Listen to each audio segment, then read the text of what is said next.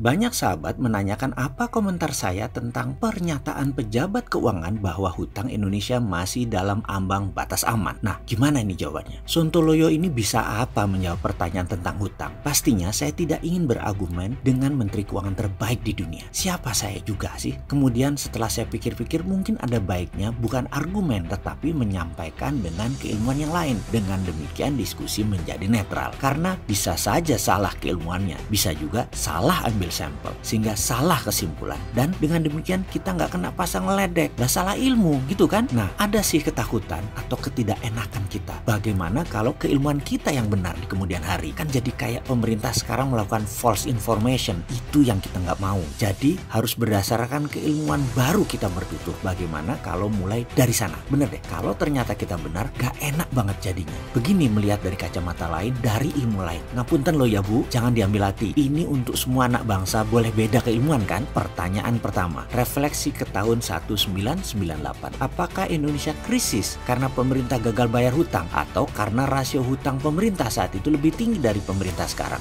Dalam bahasa lain, rasio hutang seperti dikatakan Ibu Menteri, rasio hutang kita aman, masih 29% dari PDB, di mana batasnya 60% sebagai batas bahaya atau krisis. Kembali dipahami pertanyaan pertama. Di Indonesia di tahun 98, krisis karena rasio hutangnya tinggi atau karena gagal bayar hutang? Fakta adalah di tahun 1998, rasio hutang kita di batas aman, dalam kurung baca seperti sekarang. Tetapi dalam sekejap rupiah melemah jadi 15.000 dan Indonesia gagal bayar, menjadi negara paria, menjadi negara lumpuh. Jadi kembali ke pertanyaan rasio aman. Kita aman secara buku, namun rentan secara kemampuan bayar kalau rupiah mendadak jadi 17.000 atau bahkan jadi 20.000. Kita Indonesia langsung lumpuh. Setuju dengan keilmuan sederhana ini atau masih percaya rasio aman? Artinya aman 100%.